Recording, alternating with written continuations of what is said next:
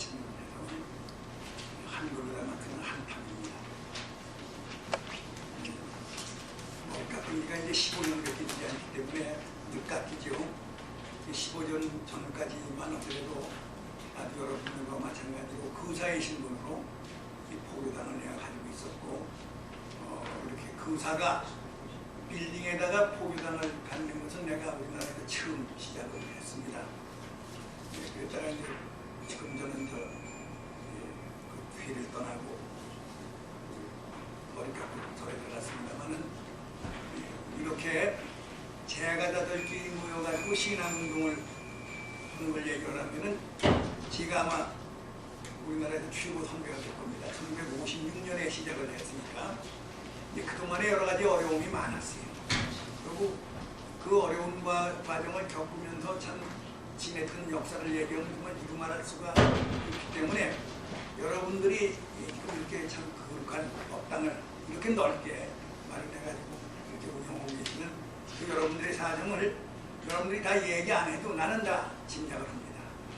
충분히 이해를 하니까 여러분들이 이렇게 부처님 전에 신심을 내가지고 이런 거룩한 불사를 보고 계신 그 사실에 대해서 결코 뒤로 물러서는 법이 없이 힘차게 앞으로 나가주시기를 간절히 바랍니다. 결론부터 얘기하면은 우리 불교는 원래가 신분주의가 아닙니다. 머리 깎은 사람에게만 어떤 특권이 있고 머리 기른 사람은 아주 천억이 짜지 없는 이제 그렇게 기급주의로 나와 있는 그런 종교가 아니에요. 근데 우리나라 불교 특히 조계종은 마치 아주 그 옛날에 어떤 사람은 소승불교로 돌아가고 있나 그렇게들 얘기하지만 나보고 얘기하면 소승불교가 아니라 바라문교로 돌아가고 있습니다. 그건 뭐냐면 신분주의로 가고 있어요. 머리만 깎으면 그때부터 바로 성인이고 머리 기르는 사람은 지하 머리 공부를 많이 하고 수행을 많이 해도 그건 뭐 하찮은 사람으로 그렇게 취급을 해버립니다. 이 포교사들이 몇 분이 계시지만은 머리 기르면 법사 처리를 못하게 되어 있습니다. 그러니까 아주 극단으로 얘기하면은 유마일교사, 여러분들 유마일교사에 대해서 얘기 들으셨죠? 네. 유마일교사가 지금 아주 그이는 포교사 하는데도 법사는 못 돼요. 그것까지는 좋지만은 우리 조계종이 어째서 조계종이냐 하면 중국의 조계에 계셨던 육조 해능대사의 가르침을 따르기 때문에 그래도 조계종인데 해능대사는 육조대사가 돼가지고서도 16년 동안을 거사로 지냈습니다. 스님이 안 됐어요. 그러니까 만약에 육조 해능대사가 오더라도 당신은 포교사지 법사는 아니다 이렇게 이제 많이 됐어요. 이거 좀 이상한 상태가 되어 있는데 그런 거에 여러분들 좌절 당하지 말고 정법을 우리 믿는 입장이니까 절대로 방편을 써서는 안 돼요. 내가 아까 저 원장님한테도 얘기했는데 방편을 써가지고서 무슨 어떤 요술 부리는 그런 불교 해가지고는 안 됩니다. 아주 순수 불교를 해야 됩니다. 이제 그렇게 해나가면은 반드시 여러분들은 정말 영광스러운 열매를 맺을 날이 있을 거로 난 그렇게 믿어하지 않습니다. 끝내 여기 올 때까지도 무슨 얘기를 할지를 결정을 못하고 왔었는데 이 원장님하고 이제 얘기를 하다가 여러분들이 지금 부딪히고 있는 문제 내지는 아까 순수불교 얘기했던 게 순수불교로 나가려면 어떻게 하는 것이 좋겠는가 이제 거기에 대해서 좀 얘기를 해볼까 합니다. 제목은 참생명의 길이라고 이제 그렇게 달았습니다. 불교가 전부가 참생명의 길이니까 뭐 어떻게 얘기하든 상관이 없겠죠. 그러려면은 먼저 우리가 알아야 될 것은 불교라는 종교는 뭐라는 종교냐 그걸부터 우리가 규정을 짓고 나가야 됩니다. 불교는 잘 아시는 것과 마찬가지로 이고등락이 종교적인 목적입니다. 이고등락이라는 것은 괴로움을 여의고 즐거움을 얻는다는 것. 그밖에 없어요. 불교가 말하는 것은 그밖에 없습니다. 괴로움을 여의고 즐거움을 얻는 겁니다.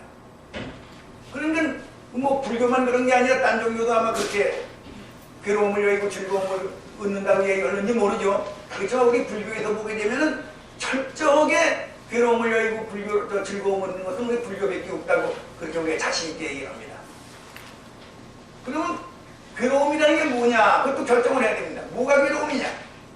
괴로움에 대해서는 무슨 행보니, 괴보니, 고보니 뭐 여러 가지 얘기를 합니다만은 한마디로 얘기하면은 생로병사가 괴로움 아닙니다. 나서 늙고 병들고 죽는 거. 이게 괴로움이에요.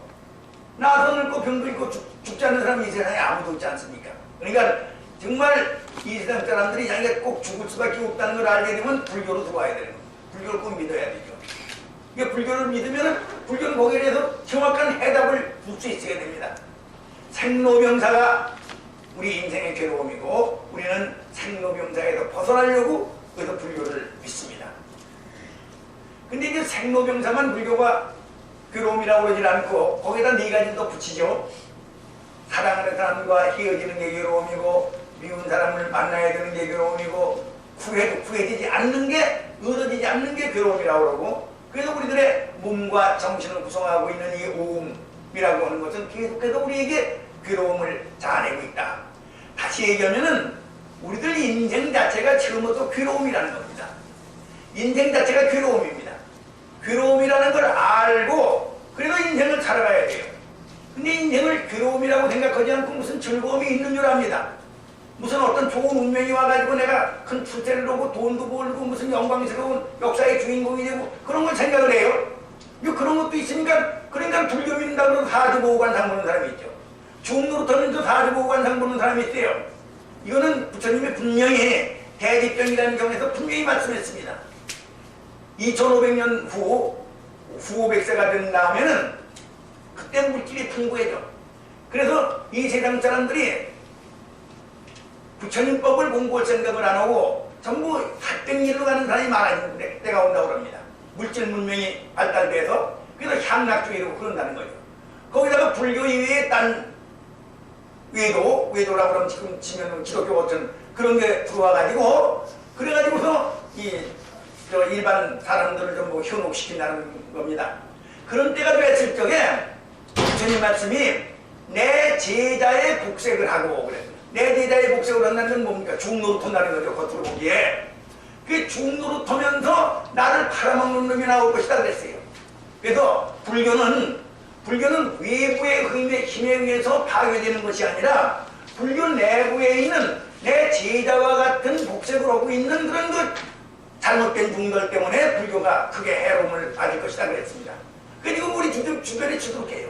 여러분들 신문 보셨는지 모르겠는데 군용병이라는 게 있습니다. 군대 가면은 군대 자제들이 가신 분들도 있고 다 얘기 들으셨겠지만은 군대 가면 다 고생스러워요. 다 고생스럽지만은 군용병 같이 편한 자리가 없습니다. 그 아침에 일어나도 종만 치면 되고 법당만 관리하면 되는 거예요. 그러니까 그 군용병 갈 사람은 그건 아주 문이 삐어지게 모여듭니다. 기독교 같은 건 8.8대 1이에요. 모집을 했는데. 근데 불교는 어떻게 되는지 아세요? 불교는 정원미달이에요. 정원미달. 왜 정원미달입니까? 아무리 절책선에 가서 고생을 하는 한이 있더라도 미신은 안 믿겠다는 거예요. 미신 묻는 일을 안 하겠다는 거예요. 지금 젊은 애들 사이에도 불교는 미신 우통하고 있습니다.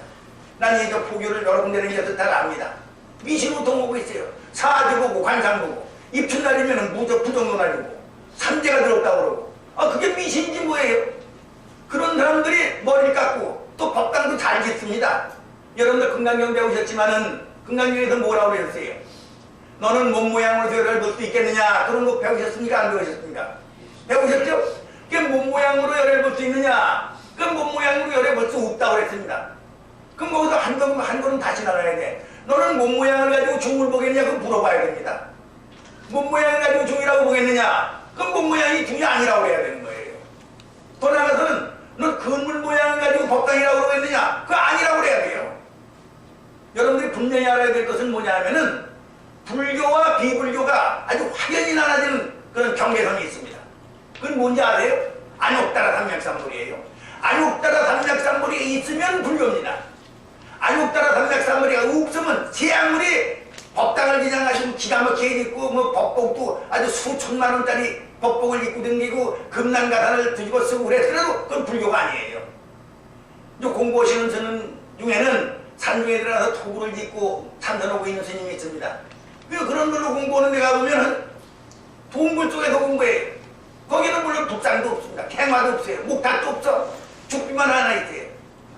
그래서 공부하고 있습니다. 그럼 그건 불교가 아니냐? 부처님이 없으니까 그 공부하고 있는 사람이 안욕따라 삼맥삼물이 공부하고 있기 때문에 그건 훌륭한 불교입니다. 그건 훌륭한 불교예요. 그렇지만은 아무리 법당을 잘 짓고 머리 팍팍 깎아서 그냥 저 빛깔이 나고 또 좋은 법복을 입고 다녀도 그 중이라는 사람이 사주나 보고 관상이나 보고 삼재나 보고 무슨 부적이나 해주면 그건 불교가 아닌 거예요. 안욕따라 삼맥삼 모려고 어긋나니까 그렇습니다. 이걸 우리가 확실히 알아야 됩니다. 우리 불교는 이고등락이 목적입니다. 괴로움을 여의는 겁니다. 그 괴로움을 여의는데 그 괴로움을 여의는 것은 어떻게 여의는가? 그 원인을 알아야 돼요. 괴로움의 원인이 뭐냐? 괴로움의 원인을 여러분들 어떻게 배웠습니까? 나서 늙고 병들고 죽는다는 것은 뭐예요? 우리들의 생명은 유한생명이다 그런 거예요. 유한생명. 한계를 가지고 있는 생명이에요. 여러분들도 점치는 거 참 좋아하지만은 점쟁이한테 가면 꼭 한 가지 맞는 게 있어요. 그것만은 꼭 맞아요. 뭡니까? 넌 죽을 것이다. 그거밖에 없어요. 딴 건 맞는 거 하나도 없습니다. 다 죽어요, 누구든 다 죽어요. 죽는다는 얘기밖에 맞는 게 없어요. 그러니까 우선 우리 인간이 괴로운 것은 왜 괴로우냐? 유한생명을 살고 있기 때문에 그렇다는 겁니다. 근데 유한생명을 살고 있는 사람이 사는 동안에 사랑하고 미워하고 그때요. 거기다가 뭐 구하는 게 많습니다. 사랑하고 미워한다는 건 뭡니까? 그게 상대세계예요. 내 밖에 남이 있다는 걸 전제로 해서 그래서 남을 사랑하기도 하고 미워하기도 합니다. 요새는 가끔 신문에 보면은 우리 절에 와서 기도하면 꼭 성취된대요.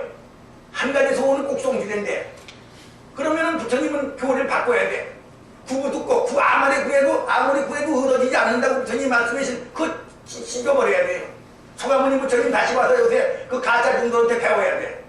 왜냐면 구구 듣고라고 그랬는데 아무리 구해도 얻어지지 않는다고 그랬는데 자기들이 어떤 절에 와서 기도하면 꼭 된다는데 그런 걸 또 그좀 믿고서 쭉 쫓아다닙니다. 그러니까 머리 깎은 사람의 얘기라고 덮어놓고 믿는 게 아니에요. 의법불이입니다. 사람의 의지하는 게 아니라 법의 의지하는 거예요. 자꾸 얘기가 왔다 갔다 하지만은 확실히 알아야 됩니다. 우리는 괴로움을 여의고 즐거움을 얻는 것인데 그 괴로움이라는 건 뭐냐? 유한 상대 생명을 살고 있다는 게 괴로움입니다. 유한 상대 생명을 살고 있다는 게 괴로움이에요. 이게 유한 상대 생명을 살고 있으면은 유한 상대 생명을 살고 있는 한에 있어서는 어디 가더라도 괴로움뿐입니다. 그러면은 즐거움을 어떻게 얻느냐? 유한 상대를 벗어나는 데서 아니면은 즐거움을 얻을 수 없습니다.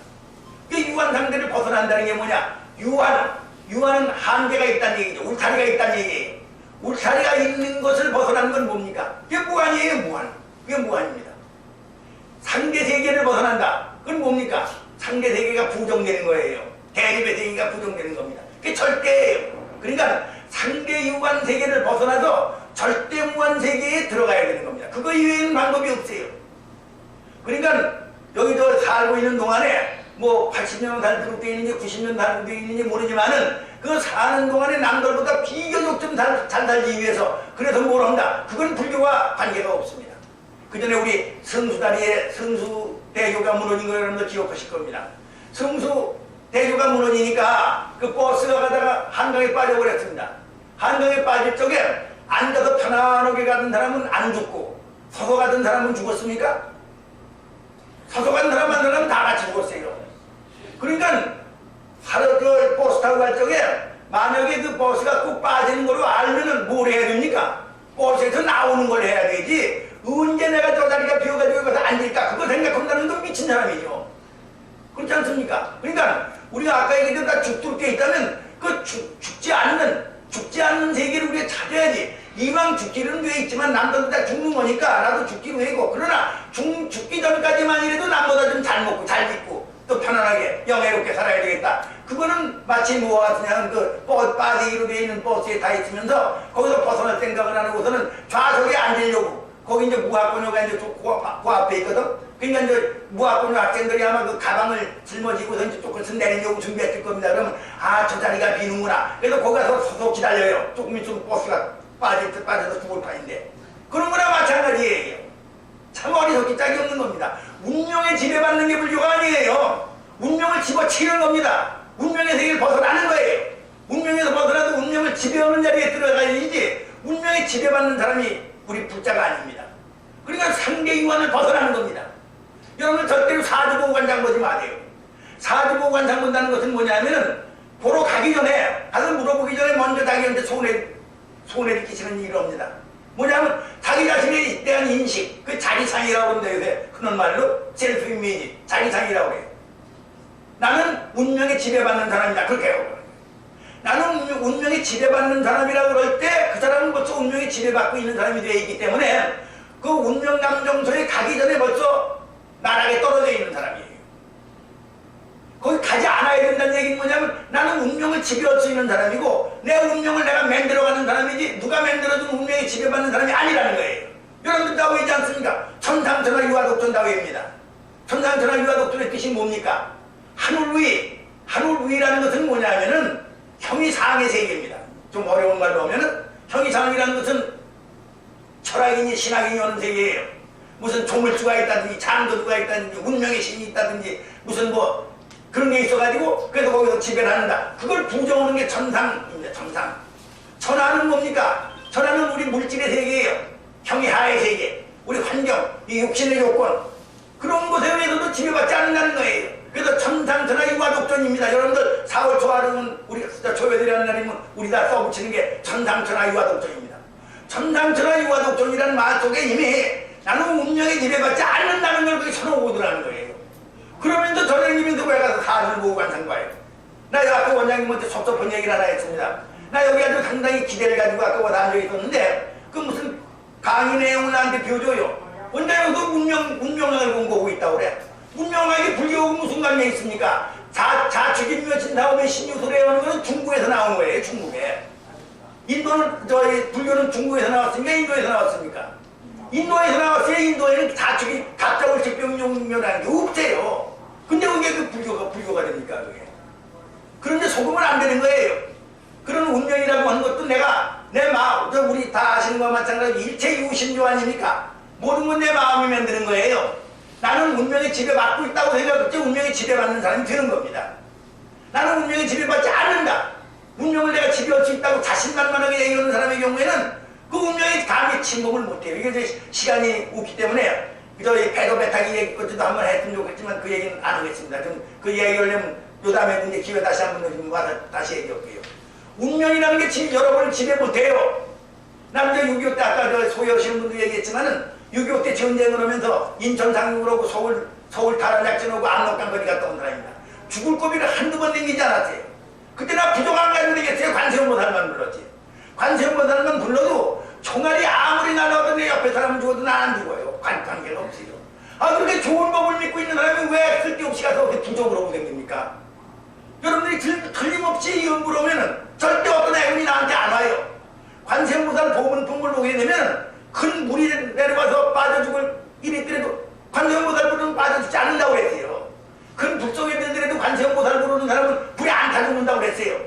큰 바람이 불어도 관세음보살 부른다면 그 바람에 아무 가짝도 없다고 그랬거든.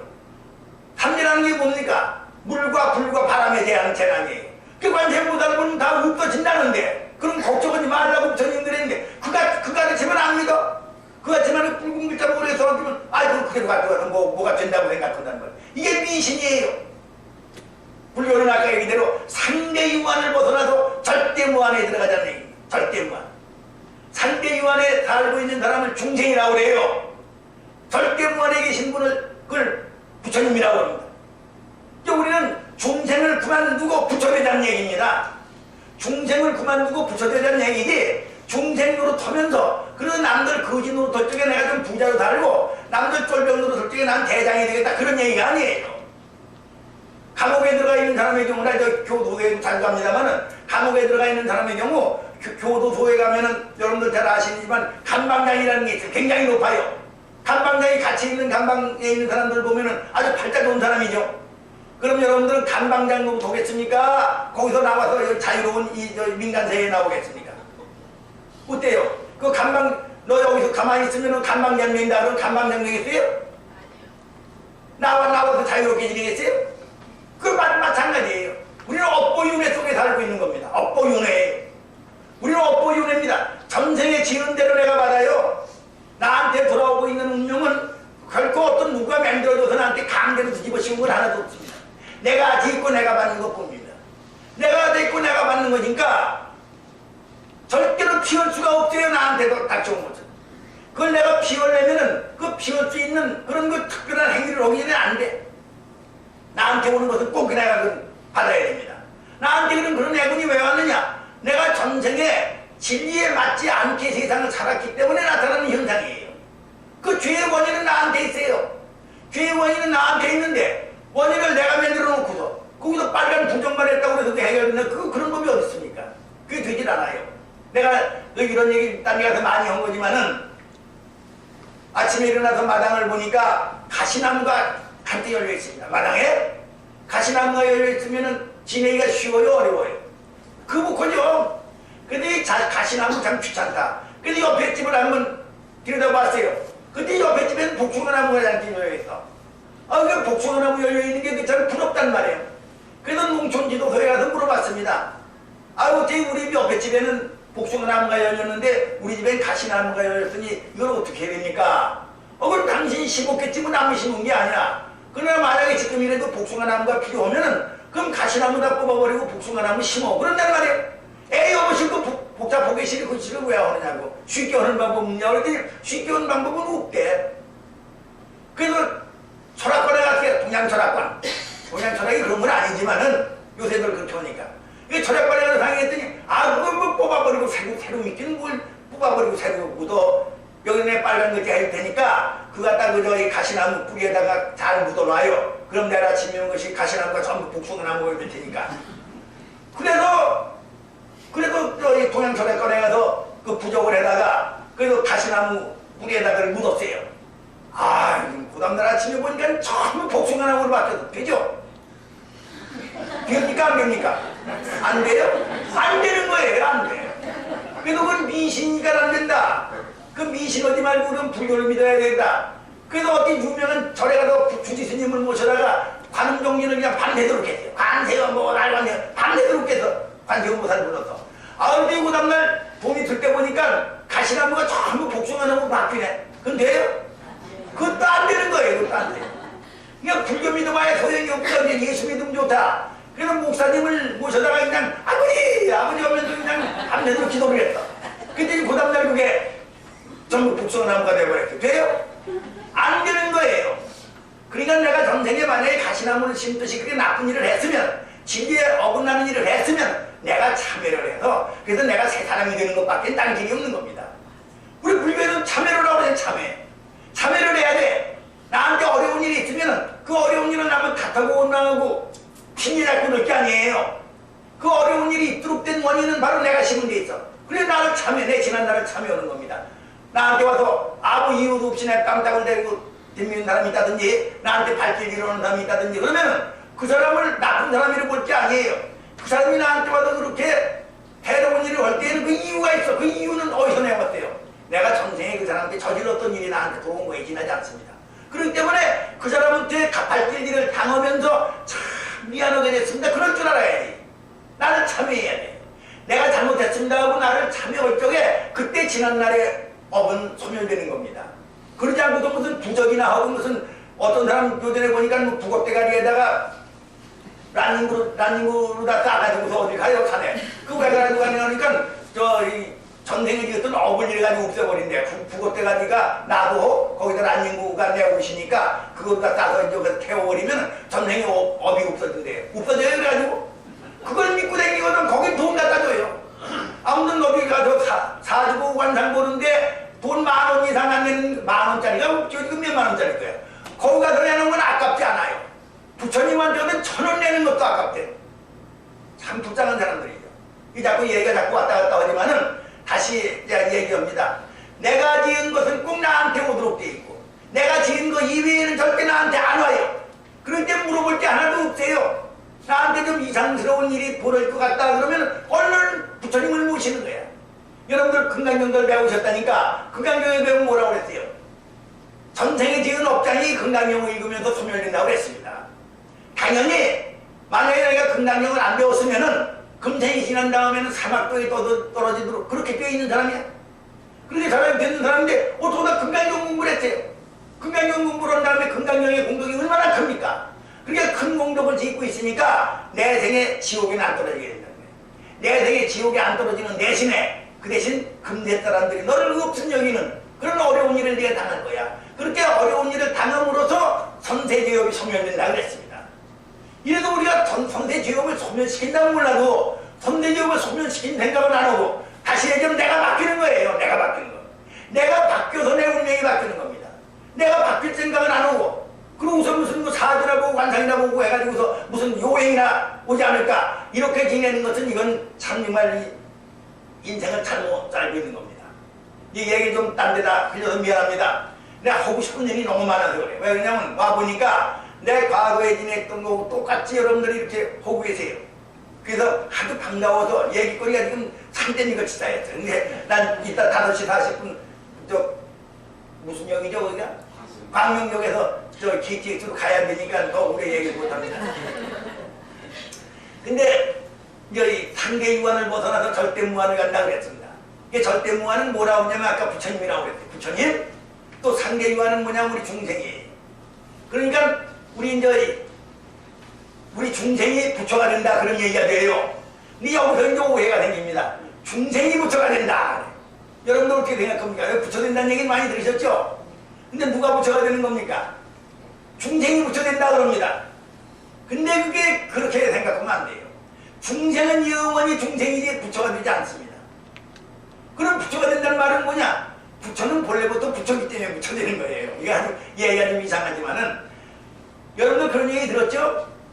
부처가 되려면 어떻게 해야지 부처 된다고 그랬습니까? 깨달음을 부처라고 그랬어요. 그 얘기는 들으셨죠? 깨달음을 부처라는 얘기 들었습니까? 안 들었습니까? 깨달음은 부처예요. 그럼 한번 잘 생각해 보세요. 깨달음이라는 동사는 없었던 것을 만들어내는 동사입니까? 본래 있었던 것을 알아차리는 동사입니까? 그렇죠. 이게 깨달아서 부처 된다는 말은 없었던 부처가 만들어진다는 얘기가 아닙니다. 깨닫는다는 얘기는 없었던 부처가 새삼스럽게 만들어진다는 얘기가 아니에요.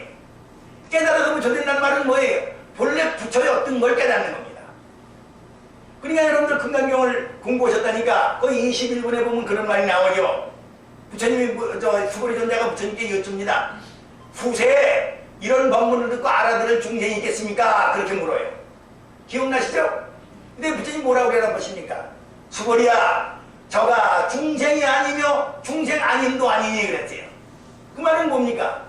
부처님이 보시니까 중생은 아니야. 여러분들 중생이 아니래요. 부처님이 보셨을 여러분이 중생이 아니에요. 근데 중생이 아니라는 걸로 끝나지 않고 중생 아님도 아니니 그랬어요. 왜 그래요? 나는 중생이 우기고 있으니 중생이라는 거예요. 중생은 아닌데 스스로 자기가 중생이라고 우기고 있어요. 그러니까 중생 아님도 아니라는 거예요.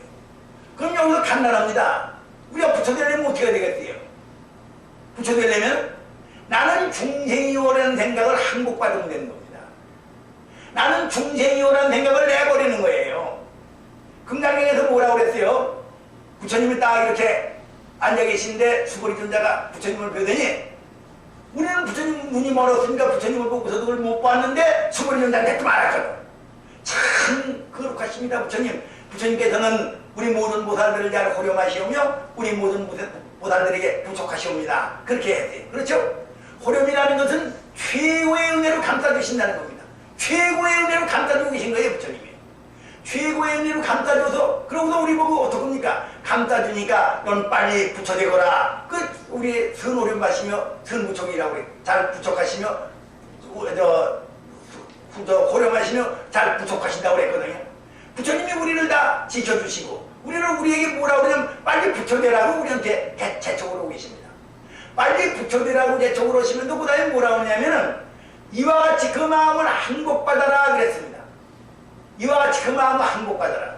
무슨 마음을 항복받는다는 거예요? 나는 중생이요라는 생각을 항복받는 거예요. 나는 중생이요라는 생각을 항복받는 겁니다. 무엇에다 항복해요? 양남 생기는, 아론 생기는 거, 태로 생기는 거, 테란 스파로 생기는 거, 거기서 형상 있는 거, 형상 없는 거, 생각 있는 거, 생각 없는 거, 생각이 있는 것도 아니고 없는 것도 아닌 그 모든 중생들을 다 남김없이 무열열변 너서멸도 아니라는 그런 원력 앞에 항복하라고 그랬습니다. 그런 원력은 어디서 나오는 거예요? 그게 원력이 우리들의 참 생명의 원력이라는 거예요.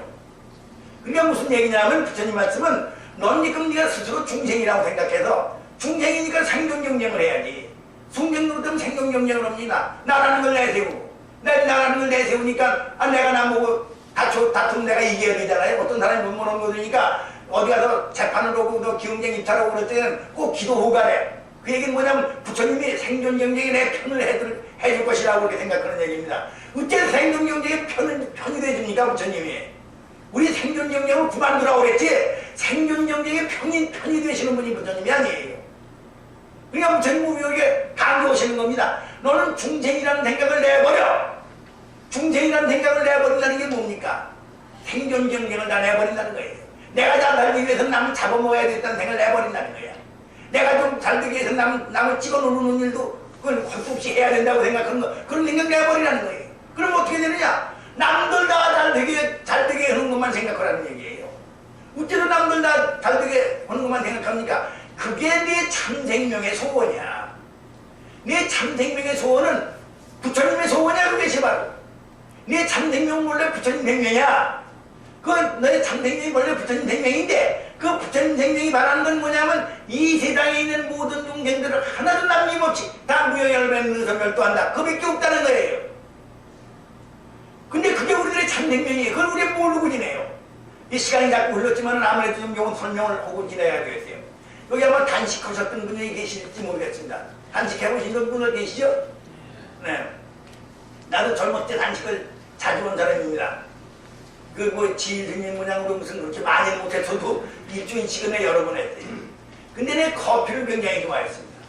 커피를 굉장히 좋아했는데 단식을 하면서도 참 커피 먹고 싶어요. 밥도 못 먹으니까 커피 너무나 못 먹거든요. 그래서 단식을 풀게 되면 제일 먼저 커피 먹겠다고 생각해요. 커피를 원래 좋아했으니까. 근데 이상한 일이 벌어져요. 저희 경험해보신 분들은 아시겠지만은 그때 이제 단식을 끝내고 회복식을 합니다. 회복식을 할 적에 커피 근처를 가게 되면 어떻게 됐죠? 그 맞고 싶습니까? 싫습니까? 아주 욕심이가 나요. 그러니까 그렇게 좋게 생각했던 커피인데 나한테 있는 전부 잡된 거 다 단식이라는 게 잡된 거 다 없애버리는 거거든요. 숙변이라는 거 이 몸에 붙어 있었던 그 더러운 거 다 없애버리는 겁니다. 그 몸에 붙어 있었던 숙변이 가지고 있었던 나쁜 습관이 커피를 먹었던 거예요. 그런데 단식을 함으로도 그걸 다 없애버렸어요. 없애버리고 순수하게 내 몸이 말하는 것만 뭐라는 걸 알게 된대. 그럴 적에 커피가 옆에 오면은 커피 냄새만 맡아도 아주 욕심이 나요. 뭐 옆에 있기도 싫어요. 그건 우리 다 단식해본 사람 다 아는 겁니다. 여기서 뭘 할 수 있냐면 평상시에 우리가 커피를 먹고 싶었었던 것은 그게 내 참생명의 욕구가 아니었다는 얘기예요. 내 참생명의 욕구가 아니라 삐뚤어된 몸의 습관이 커피를 먹고 싶어 했다는 거예요. 지나지 않는다는 겁니다. 그런 거나 마찬가지로 우리도 지금 남하고 싸우자는 못 산다고 생각합니다. 남을 찍어 누르려면 나는 죽여오지 못한다고 생각해요. 그렇게 생각하지만은 부처님 말씀은 그것은 네가 참으로 말하는 게 아니야. 네 참생명은 그런 게 아니야. 네 참생명은 부처님 생명이야. 그러니까 깨침을 붙여라고 그랬지. 근데 그 참생명은 어떤 것이냐면은 이 세상의 모든 중생들을 다 남이라고 보지 않는 생명입니다. 아까 뭐라고 그러냐면은 부처님은 상대유한을 벗어나서 절대무한이라고 그랬습니다. 절대무한이에요. 절대무한이라는 말은, 절대라는 말은 뭐냐면은, 절대라는 말은 대립이 끊어졌다, 상대가 끊어졌다 그런 얘기입니다. 끊어졌다는 건 부정된다는 얘기예요. 그러니까 우리 생각에 여기 우리 중생들이 이렇게 있고 여기 부처님이 계시니까 그 부처님이 여기 누가 와 있는 걸 알고 누가 떡을 바쳤는지 누가 뭐 과일 바쳤는지 그걸 다 알아서 그래서 그 바친 사람한테 무슨 복도 좀 택배로 갖다 주고 무슨 거 이러나 보다. 우리는 그렇게 생각하려고 해요. 그런데 그렇게 생각한다면은 부처님하고 중생하고는 어떤 관계가 됩니까? 그건 대립관계예요. 부처님하고 중생하고 대립관계가 됩니다. 상대관계가 돼요. 우리는 원래 몰랐으니까 상대존재가 되는 거 어쩔 수 없다 치더라도 부처님까지 나 때문에 상대존재로 떨어져 버려. 말 알아들으시겠어요? 내가 부처님하고 대립해서 있다는 말은 부처님이 나하고 대립해서 있다는 얘기니까 그렇게 되면 나야 원래 못난이니까 뭐 상대관 세계에 있다 치더라도 부처님까지 상대 세계로 끌어내리는 게 되는 겁니다. 그럼 부처님한테도 그렇게 신뢰로운 게 어딨어요? 부처님에게는 대립이 없어요. 상대가 없습니다. 대립이 없고 상대가 없다는 말은 좀 유식한 말을 하면은 온 전지가 1인칭의 세계, 1인칭의 세계. 2인칭 3인칭이 없어요. 2인칭 3인칭이 없어. 그러니까 부처님에게 있어서는 남이 없다는 얘기입니다. 남이 없어요. 부처님이 나는 나고 너희는 너다 그런 게 없어요. 만약에 그런 게 있으면 부처님하고 우리 사이에 울타리가 있다는 얘기입니다. 울타리가 없는 게 부처님이거든. 그러니까 부처님에게 있어서는 세상 사람이 모두가 다 납니다. 이게 법화경에서 뭐라고 말씀하셨어요? 삼계, 욕계, 새계, 무새계라는 게 삼계, 그 모든 점은 내 거라고 그랬거든. 내 거라는 말은 다 당신이란 얘기예요. 거기에 있는 모든 중생은 전부 다 내 아들, 나 홀로 그 모든 중생들의 고뇌를 다 없앤다 그랬거든. 이 말은 뭐냐면 부처님에게 있어서는 어디에도 남이 없다는 얘기예요. 남이 없어. 부처님에게 남이 없습니다. 남이 없으니까 다시 얘기하면은 온 우주에 있는 모든 생명체는 부처님에게 있어서는 부처님의 생명 내용이에요. 생명 내용. 우리 모두가 지금 얼른 알아채지 못해서 그렇지 우리 모두가 다 부처님의 생명 내용입니다. 마치 뭐 같으냐면 우리들의 몸뚱이가 이렇게 있으면은 그 몸뚱이에 저 맨 끝에 있는 발가락으로부터 또 여기 저 머리까지 전부가 다 생명 내용과 마찬가지야. 그런데 우리들 이제 몸뚱이 가지고 이제 예를 들어 보면은 새끼발가락 사이에 티눈이 생겼습니다. 티눈이라는 거 아시죠? 뭔지? 새끼발가락 사이에 티눈이 생겼어요. 티눈이 생기니까 새끼발가락 보고 내가 뭐라고 하냐면 나 이놈아 나한테는 손가락도 10개 있고 발가락도 10개 있고 10개 있고 20개가 있는데 남들은 다 골치 아픈 게 하나도 없는데 왜 너만 티눈이 났냐? 너 네가 고쳐. 그래도 티눈 난 거를 그 새끼발가락 보고 고치라고 내버려둡니까? 내가 고치니까 어떻게 됩니까? 내가 고치죠. 내가 고쳐요. 내 생명 내용이니까. 그런 거나 마찬가지로 부처님에게 있어서 우리는 전부가 뭐예요? 우리는 전부가 그 어른의 생명 내용이에요. 그 어른의 생명 내용이란 말은 우리가 죄를 져가지고 어떤 괴로움에 처합니다. 우리가 죄를 져가지고 괴로움에 처하면은 그 괴로움에 처했을 때 부처님이 너희만 네가 잘못해서 그렇게 죄 버려왔으니까 괴로운 일이 왔으니까 그건 네가 고쳐 이러시겠습니까? 당신께서 고쳐주시겠습니까? 당신께서 고칠 수밖에 없는 거예요. 그래서 무슨 얘기냐면 부처님은 이 세상에 있는 모든 중생을 남이라고 보지 않기 때문에 다 전부가 당신의 생명 내용이니까 그 모든 중생에게 있는 그 일체 모든 괴로움은 전부 당신께서 해결할 수밖에 없는 겁니다. 그건 마치 우리도 손가락이나 발가락에 흰눈이 생기면 내가 해결해야 되는 거나 마찬가지예요. 그렇게 모든 걸 전부 다 우리 중생들에게 있는 그 괴로움을 다 해결해 주십니다. 그게 모든 중생들을 다 무효열반에 의해서 열도하는 거예요. 이 세상에 아무리 중생이 많아도 그 모든 중생들을 전부 다 열반의 세계에 들도록 해주지 않으면은 그러면 부처님은 부처노릇 못하는 거예요. 부처님이 계신데 부처님 말고 중생이 어디 따로 있다 이거야. 지옥에 빠진 중생이든지 무슨 뭐 아비세계에 빠진 중생이든지 중생이 있어. 그러면 부처님 보고 중생하고는 따로따로란 얘기예요. 부처님 보고 중생하고 따로따로란 얘기는 부처님이 절대세계에 계신 분이란 얘기입니까? 상대세계에 계신 분이란 얘기입니까? 그 상대세계에 계신 분이란 얘기밖에 안 돼요. 그러니까 부처님은 그 본심에 그분의 순수생명의 세계에서는 뭘 바라시느냐? 이 세상에 있는 모든 중생들을 하나도 남김없이 다 당신과 마찬가지로 열반에 들도록 해주는 그 힘이 부처님의 근본 원력입니다. 그 원력이에요. 그러니까 그분이 성불하실 때 뭐라고 그랬어요? 자타일지 성불도 그랬습니다. 자타일지 성불도. 나와 남이 함께 붙여되어지이다 그랬어요. 나라는 것은 화가모니 부처님 자신을 얘기하는 거고 남이라는 건 누구예요? 남은 우리 모두가 남 아닙니까? 그러니까 나와 남이 함께 붙여되어지이다. 그런 원력을 가지고 공부해가지고 성불이 되셨어요. 부처가 되셨어요. 그 부처가 됐다는 얘기는 다시 얘기하면은 자타일지 성불도의 원력이 성취됐다는 얘기입니다. 자타일지 성불도의 원력이 성취됐다는 말은 우리는 부처님이 성불하셨더라도 중생으로 남아있다는 얘기입니까? 부처님이 성불하셨을 적에 우리야 이미 부처가 되고 말았다는 얘기입니까? 다 되고 말았다는 얘기예요. 부처님이 성불하셨을 적에 우리가 부처가 되고 말았지 부처님이 성불하셨어도 나는 중생이야 그런 게 남질 않아요. 그런데 무슨 사주팔자가 어디부터요? 그건 붙잖아요. 그건 절대 믿지 마세요. 그러니까 부처님 말씀이 네 참생명은 본래 부처님 생명이니까 네 참생명이 말하는 건 뭐냐면 이 세상에 있는 모든 중생들을 하나도 남김없이다 열반에 되게 들게 해주겠다는 그게 네 참생명의 원력이야. 그게 네 참 원력이야. 네가 참으로 말하는 게 그거야. 근데 네가 지금 바라고 있는 것은 나보고 싸워야 되고 남을 찍어 눌러야 되고 남들하고 생존경쟁을 해서 내가 이겨야지 되겠다 그런 마음을 가지고 있는데 그런 건 전부 가짜 생명이야. 그러니까 그건 전부 항복받아야 된다. 다 항복하라고 그랬습니다. 그러니까 우리가 중생적인 마음을 가지고 있는 건 전부 항복해야 돼요. 누구한테 항복합니까? 남한테 항복하는 게 아니라 나의 참생명에다 항복합니다. 나의 참생명은 뭡니까? 나의 참생명은 이 세상에 있는 모든 중생들은 남이라고 보지 않고 그 모든 중생들을 남김없이 다 무여열반에 넣어야 되겠다는 그런 원력이 내 참생명의 원력이에요. 그러니까 다시 얘기하면 나는 부처라는 생각을 가지고 나는 중생이라는 생각이 나왔을 때 전부 항복해버리라는 거예요. 여러분도 세상을 살려면 계속해서 중생이라는 생각이 나옵니다. 오늘 이렇게 이제 좋은 얘기를 듣고서 있다 집에 갔어요. 집에 갔는데 10년 전, 20년 전에 헤어졌던 어떤 친구가 전화해가지고 나한테 좋지 않은 욕을 해요. 그럼 전화 받으면서 여러분들 가만히 봤습니까? 욕을 같이 합니까? 욕을 같이 해. 그때 옆에 있던 버부가 있다가 아이 좋은 법문 듣고 와서 왜 또 화를 내? 그럼 여러분들 뭐라 그럽니까? 아이고 그래도 중생이면 어떻게 해? 그런단 말이에요. 그래도 중생이면 어떻게 해? 자꾸 중생이라고 우겨요. 그 중생이라는 마음이 우러날 때마다 우리는 그 중생이라는 마음을 항복해야 됩니다. 항복. 그 중생이라는 말을 항복하는 걸 뭐라냐면 나무 그래요. 나무. 나무란 말은 귀명이라고 그래요.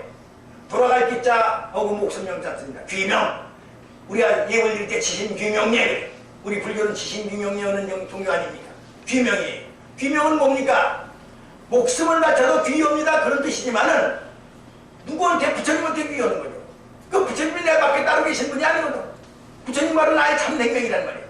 그럼 귀명이란 말은 뭐예요? 목숨을 바쳐 귀합니다 라는 뜻에서 한 걸음 더 나가면 내 참생명으로 돌아간다는 얘기예요. 나무란 말은 다른 게 아니라 내 참생명으로 돌아간다는 얘기예요. 우리 전부 이 헛거비에 이 몸뚱이에 중생을 이 몸뚱이를 중심으로 하는 가치관 몸뚱이를 나라고 생각하는 그런 착각된 마음을 가지고 있기 때문에 이 몸뚱이가 중생이라고 주장하니까 난 중생이라고 자꾸 그렇게 알고 지내는 거예요. 근데 중생이 아니라는 거예요. 중생일 수가 없어요. 확실히 알아두세요. 내가 중생일 때 서가모니 부처님도 중생일 수밖에 없는 겁니다. 그 이유는 아셨죠? 아까 자세히 설명했으니까. 내가 중생일 때 서가모니 부처님도 중생이 돼버려요. 그래 우리가 절에 와서 부처님한테 저렇게 당신은 부처님이다 그래요. 당신은 부처지만은 나는 중생이다. 그러면 그건 말이 안 되는 소리예요. 당신이 부처니까 나는 뭐예요? 당신이 부처니까 난 부처예요. 그러니까 우리는 중생스러운 생각이 떠오르기가 무섭게. 중생스러운 생각은 뭡니까? 이 몸뚱이를 나라고 알아가지고 자꾸 긁어모으려는 생각, 탐욕이라는 거예요. 긁어모으려는 생각이 자꾸 가지고 있어. 근데 긁어모으려는 게 자꾸 남이 방해가 돼. 그러니까 남이 미워하고 남한테 화낼 수밖에 없어. 그게 진심이라는 거예요. 그러면서 일이 잘 안 된다고 그러도 난 탓하고 원망하고 사주팔자 타령으로 도는 게 그게 치심이라는 거예요. 불평불만하고 그냥 내가 우리 내가 이런 나쁜 것은 우리 궁합이 안 맞아서 그래. 이사 잘못하서 그래. 이자 날짜가 나빠서 그래. 무슨 이름이 나빠서 그렇게 별소리 다 하고 있어. 그게 치심이에요. 어리석음이야. 그 원인이 어디냐면 이게 몸뚱이라고 하는 데로 나오는 얘기야. 근데 몸뚱이라고 하는 건 바로 죽어버릴 거예요. 조금 있으면. 아까 얘기대로. 다 죽어버려. 죽어버릴 것이다라고 생각하면 난 죽을 거밖에 더 됩니까? 우리 죽을 수 없다는 말이 죽지 않아야 돼. 죽지 않으려면 뭐 어떻게 되냐? 생명관을 바꾸는 거예요. 생명관. 내 생명이 뭐라는 그 관점을 바꾸는 거예요.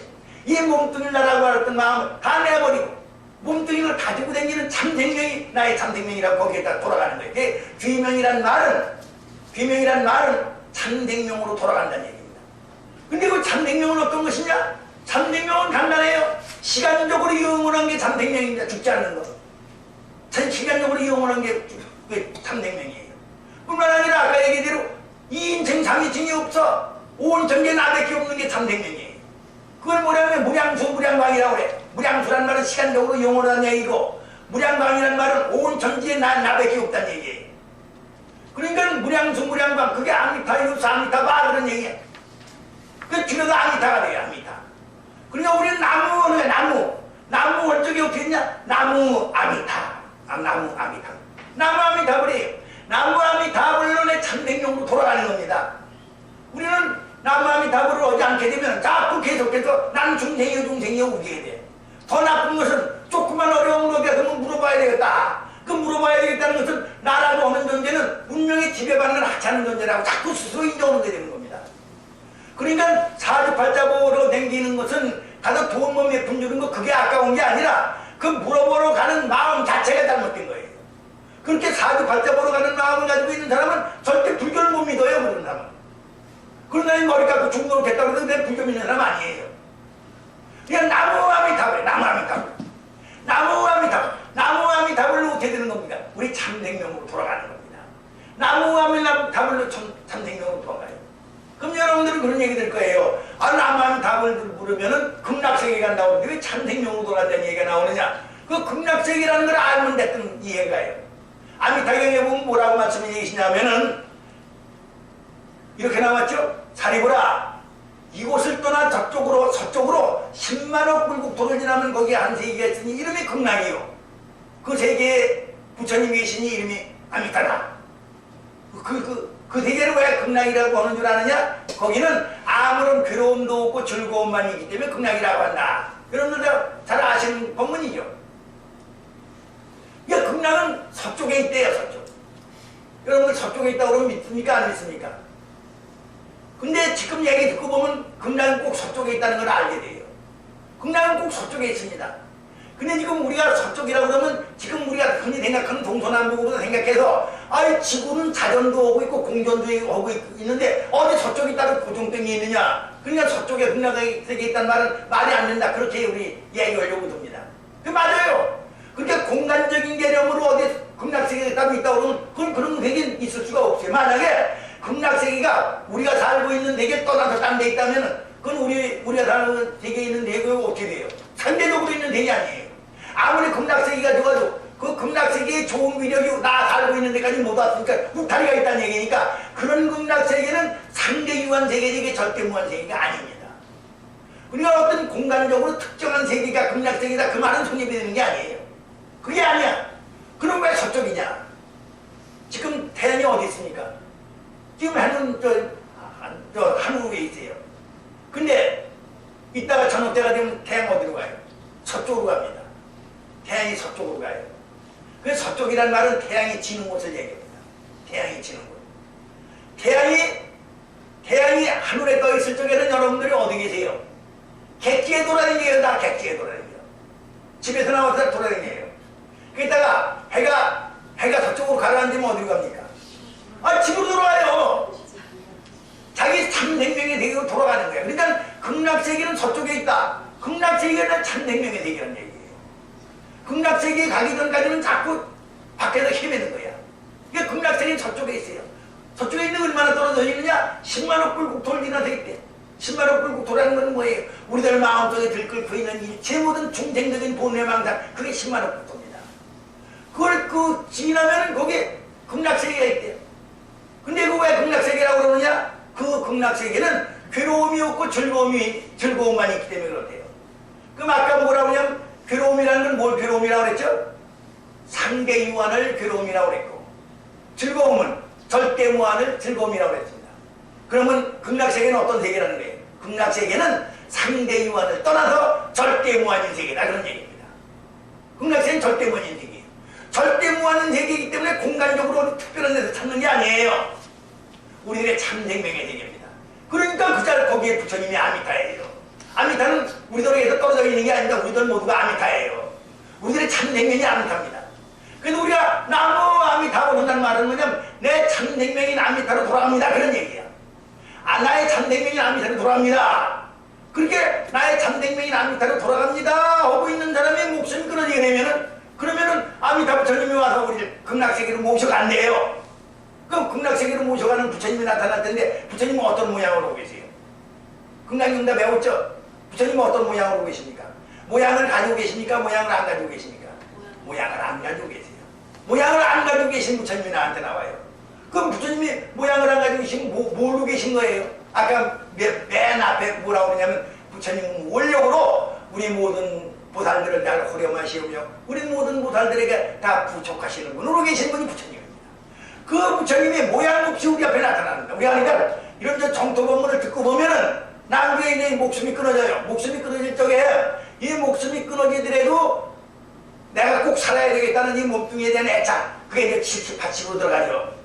그 칠칠팔칠로 들어가는 그것이 몸뚱이 나와가지고서 이 몸뚱이 없어졌으니까 큰일 났다. 이거 어디 좀 빨리 좀 몸뚱이 얻어야 되겠다. 그래서 힘에다가 자기하고 인연이 가장 잘 맞는 그 파장에 맞는 자궁 속으로 들어가 버립니다. 예를 들면은 이 세상을 살면서 그냥 아유 일이 너무 많아가지고 일 좀 일 안 하고 실컷 낮잠만 자고 배불리 먹고 그렇게 좀 살았으면 좋겠다. 그런 사람이 있어. 그 죽었어요. 죽고서 이제 그런 부분을 찾는 거야. 그 부분을 찾아보니까 먼 데 갈 것도 없이 저 집에 바로 있어. 돼지가 있다는 돼지. 돼지는 그냥 하루 종일 먹기만 하고 낮잠만 자고 일을 하고 안 해. 그 뱃속으로 쏙 들어가는 거예요. 그건 누가 염라대안이 있어서 이리 가거나 저리 가거나 교통정리해주는 게 아니야. 내가 찾아가 들어가요. 근데 우리가 나무아미타불을 부르고 금강경을 잡고 읽은 사람이 어떻게 되느냐? 그거는 내가 이 몸뚱이를 벌 적에, 숨이 끊어질 적에, 아, 이 몸뚱이가 원래 내가 아니었었구나. 본래부터 나는 부처님 살고 있었구나. 그걸 알면서 숨이 끊어집니다. 그렇기 때문에 그 몸뚱이 끊어질 적에 그 내가 가지고 있는 그 절대무한 생명을 찾아야 되겠다는 마음하고 부처님의 호려모시는 마음과 꼭 맞아들어도 부처님의 원력에 의해서 우리는 꼭 성불하고 마는 거예요. 그게 극락세계 왕생입니다. 어디 특별한 곳에 가는 게 아니에요. 어디 저 49제 법문 어디 와서 해달라고 해서 갔더니 그냥 힘 좋은 이루다가 무슨 저희 반야선이라는 걸 만들어요. 반야라는 말은 지혜란 말이죠. 반야선이라는 걸 만들었어요. 그래가지고서 이제 앞에도 스님들이 끌어댑니다. 으쌰으쌰. 거기서 이제 뒤에서 이제 나무아미타불을 부르고서 야단쳐. 그게 상대들이 우두커니 보고 있으니까 아 주지가 호령을 하대. 아 아버지가 지금 극락세계에 먼 데 가는데 노비도 안 내고 그거 오느냐는 걸 아이고 어떻게 뭐 노비냐 말이지. 그 돈 버는 데 놓지만 그렇게 어디 배 타고 딴 데 가는 게 아니에요. 반야예배라는 것은 물질로 만들어는 배입니까? 내 마음의 배입니까? 내 마음의 배. 여러분들이 잘 아시는 김신조라는 사람 있죠?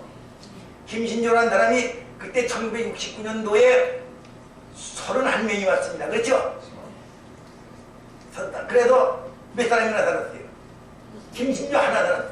김신조가 왜 살았는지 아세요? 어떻게 살았어요? 아까 다 얘기했는데 잊어버려요. 항복했어요. 항복이 그렇게 참 귀여운 겁니다. 그러니까 그 사람이 항복하기 전까지는 4천만의 적이 이 남한에 꽉 차 있었어요. 4천만의 적이. 그랬다가 항복이라고 하는 아주 간단한 행위를 하게 되니까 4천만의 우군이 배나게 생겨서 전부 자기를 애끼는 사람이 되어버렸어요. 그렇듯이 우리도 지금은 알고 보니까 지금 우리가 극락세계라는 데 감점으로 가 있어요. 그래서 여기에서 극락세계에 살면 부처님 같이 살아야 되는데 그렇지 못하고 자꾸 중생으로 하고 있거든. 중생으로 하고 있으면 자꾸 부딪히지 뭐. 잡혀가든지 고생하든지. 그래서 맥히는 거밖에 없어요. 그럼 여기서 살려면 어떻게 해야 돼요? 항복하는 거예요. 그 항복이 나무예요. 나무 아미타불. 아침에 여러분들 일어나시면 우선 극락경부터 있고 나무 아미타불. 나무 아미타불입니다. 나무 아미타불을 부처님이 어디서 듣고 속에서 쫓아온다는 얘기가 아니에요. 내가 나무 아미타불을 부르면 그건 누가 듣는 겁니까? 내가 나를 듣게 해주는 거예요. 내 마음을 가라앉히고 나를 설득하는 겁니다. 금강경도를 읽는 분들을 가끔 보는데 난 이제 어디 금강경도 배로운 금강경 책을 갖다 한글로 번역 때는 난 놀아줘서 감사합니다. 그러면 그걸 받는 사람들이 뭐냐면 아유 한문으로 읽으면 간단한데 왜 한글로 긴 걸 읽느냐 그래. 그냥 물어보거든. 그러면 그 할머니는 그 금강경을 뜻을 알고 읽으시니까 뜻을 알리냐 뭐 읽으면 좋다니까 있지. 읽으면 좋다니까 있지. 누구 들으라고 읽는 거예요. 금강경 읽는 건 누구 들으라고 읽는 겁니까? 내가 듣는 거예요. 내가 알아들어야 돼요. 부처님 법문의 법회에 내가 참석을 해서 그래서 서가모니 부처님의 법문을 내가 직접 듣는 겁니다. 그럼 내가 알아들을 수 있는 글을 읽어야지. 이 알아들을 수 있는 글을 읽어가지고 그래서 내가 중생이었다는 생각을 자꾸 버려야 돼. 중생이라는 생각. 우리들에겐 계속해서 중생이라는 생각이 나와요. 10만억 불국토가 있다고 그랬으니까 계속해서 중생이라는 말이 나와요. 그러니까 하루 종일 어떤 생각이 있는지 떠오르거든. 나무 아미타불. 우리 달마대사 찬선의 소조 아닙니까? 달마대사도 120살까지 사셨는데 그분도 항상 나무 하셨어요. 지금 우리나라에서는 화두선 이외에는 불교 아니라고 그러는데 그건 잘못입니다. 우리가 실제로 다 나무 아미타불 있으면 화두예요. 그래서 일체 모든 본래망상을 다 내버리는 겁니다. 내버린 자리가 원래 우리들의 참생명의 자리예요. 참생명의 자리로 돌아가야 됩니다. 우린 속구지네요. 아까 얘기대로 커피 좋아하는 게 그게 내 참생명이 바라는 건 줄 알았는데 단식을 해보니까 참생명이 말하는 건 커피가 아니에요. 오히려 싫어해. 그러니까 지금 우리가 평상시에 뭐가 됐으면 좋겠다고 생각하는 거, 그게 내 참생명이 말하는 소리인 줄 알지만 그렇지 않아요. 여러분들을 속고 있는 겁니다. 그럼 참생명은 뭐냐? 참생명은 이 세상에 있는 모든 동포들을 전부 다 나로 알고 내 생명 내용으로 알아서 그 모든 생명체들을 전부 다 무여열반에 내서 발도하도록 그렇게 계도하는 원력력에 사는 게 우리들의 참생명이에요. 이렇게 보니까 우리 이제 아까 처음에 얘기했던 대로 다시 돌아갑니다. 불교는 이고등락하는 종교라고 했습니다. 그럼 이고등락은 어떻게 하는 것이냐? 이고등락은 나는 중생이요라는 생각을 내버리는 게 이고입니다. 이고. 그리고 아미타가 나의 참생명이라는 걸로 돌아가는 게 그게 등락이에요. 나무 아미타불. 이 나무 아미타불 부르는 건 그렇게 어렵지가 않아요. 노는 입에 연보를 하고 옛날부터 그랬듯이 특별히 여러분들 머리 깎고 어디 산중에 들어가서 꼭 참는 방에 가야지만 그저 성불하는 게 아닙니다. 아까 미리 얘기한 것과 마찬가지로 불교는 그렇게 신분주의가 아니에요. 그리고 부처님이 우리한테 가르쳐주신 법문은 그렇게 어려운 것이 아니에요.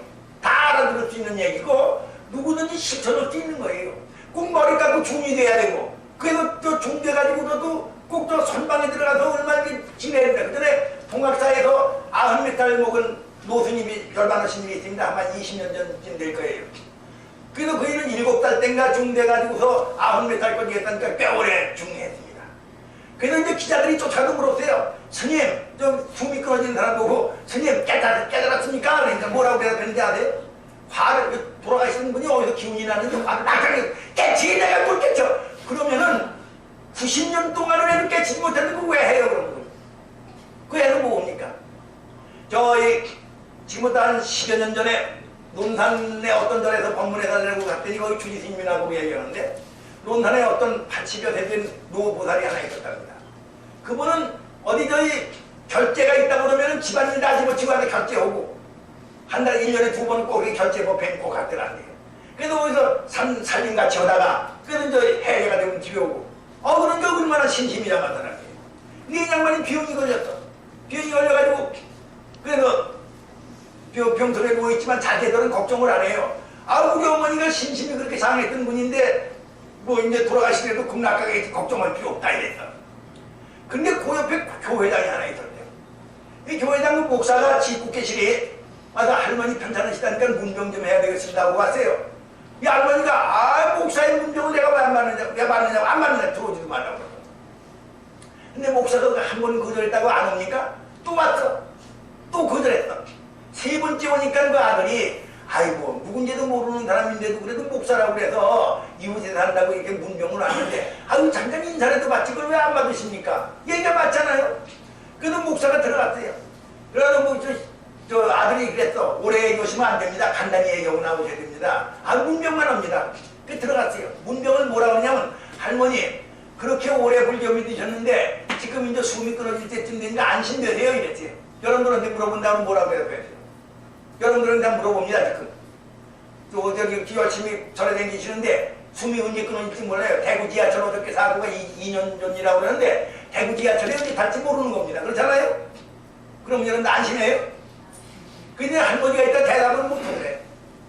그 아들도 깜짝 놀란 거예요. 아니 뭐 몇십 년 가서 절에 가서 그렇게 참선을 많이 하신 분이 어떻게 대답을 못하나. 목사가 딱 그 기회에 닿더니 지금도 늦지 않습니다. 할렐루야 하세요. 할렐루야 하세요. 이거 무슨 일이 아니에요. 무슨 일이 아니에요. 기가 막힙니다. 여러분들이 양심이 오세요. 왜요? 그럴 거예요? 안 그럴 거예요? 있을 수 있죠? 우리가 그런 상태예요. 이건 왜 그러냐면 꼭 즐겁게 쳐야 되는데 정주영 씨나 이병철 씨 아들들이 지금 부자입니까? 가난합니까? 야 부자요. 그 사람들은 저희 아버지만큼 노력을 했대요. 저희 아버지만큼 노력 안 하고서 부자를 했대요. 노력 안 하고서도 상속받은 거예요. 그래가지고 그렇게 부자로 사는 거야. 우리는 부처님의 상속자예요. 우리 부자야 부자. 부처님의 아들이에요. 상속자야. 그러니까 부처님이 과거에 이렇게 오랫동안 고생하셨으니까 나도 또 고생해야 된다. 그런 이유가 하나도 없어요. 그분의 자들은 전부 내가 상속받으면 되는 거예요. 상속받으면.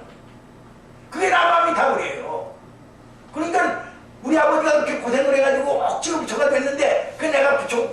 나도 그렇게 쥐 붙여야 된다면 그런 뻔뻔스러운 소리 어디냐? 그렇게들 얘기하는데 그렇지 않아요. 그렇게 여러분들은 그 머리 깎고서 중될 수 있으니까 지금 그될 수 있는 사람도 없고 또 그랬다고 해서 어디 선반에 들어가서 몇 달씩 공부시키고 그게 안 돼요. 여러분들은 스님의 흉내내는 사람이 아닙니다. 여러분들 자신이 저에 있는 생사 문제를 해결해야 될 사람이에요. 내 생사 문제 내가 해결하는 거예요. 여러분들 뭐 저 음식을 잘못 잡숴가지고 토사가 나는 일이 있었죠? 그 토사가 났을 적에 며느리가 대신 알아주는 거 봤습니까? 토사 문제 내가 해결해야 돼. 내가 해결해.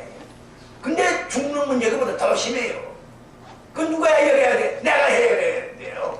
스님들 어디 선방에도 공부하고 계신가 우리 가서 뒷바라지 해주자. 그래가지고 뭐 치약이고 뭐 비누고 잔뜩 갖다 줘. 그 공부는 되겠지. 그것 때문에 내 생사 문제까지 해결되는 법은 없대요.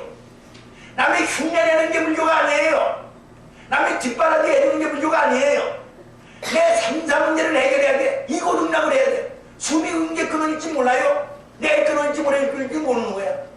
어떤 사람이 서울대학병원에 땀 환자가 자기 친구가 입원했다고 그래서 가서 위로를 했습니다. 위로해주고서 아무 저런 좋은 얘기 했겠지. 오다가도 지가 먼저 죽었는데 뭐 가르쳐 본다고 하는 거. 그건 누구나 괜히 될 수 있는 거예요. 그러니까 생사 문제를 해결해야 돼. 생사 문제를 어떻게 해결해요?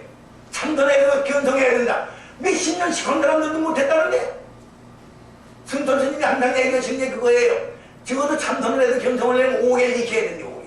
5개가 살생하지 말아라 누웠지 말아라 그게 아니에요.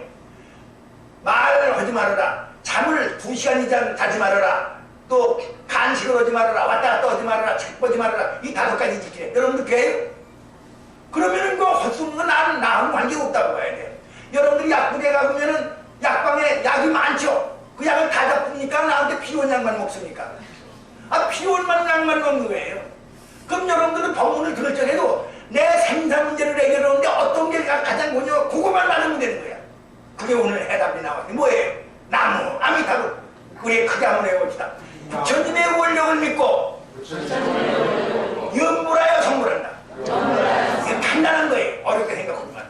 그러니까 과거에 부처님도 그렇게 오랫동안 무슨 뭐 고행을 하셨고 뭐 해서 나도 해야 된다. 그럴 필요가 없고 또 아주 많은 스님들이 머리 깎고 산중에 들어가서 나도 산중에 들어가겠다. 여러분들 가족 버리고 가져갈 수 있대요? 되는 게 아니에요. 그러니까 남이 하는 거, 남이 소화불량에 먹는 약을 갖다 내 감기 들렸는데 그 약을 내가 왜 먹어요? 내 필요한 약만 먹으면 되는 거야. 나는 생사해탈을 해야 돼요. 우린 생사해탈하는 겁니다. 사주보고 관상볼 그 시간이 없어요.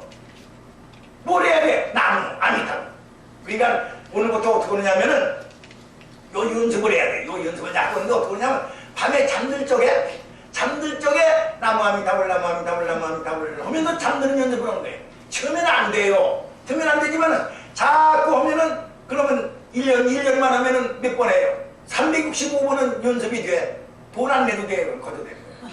그래서 나무 아미타불 하고서 잠드는 연습을 해. 그러면은 얼마 지나면은 잠들 적에 나무 아미타불이 떨어지지 않고 나옵니다.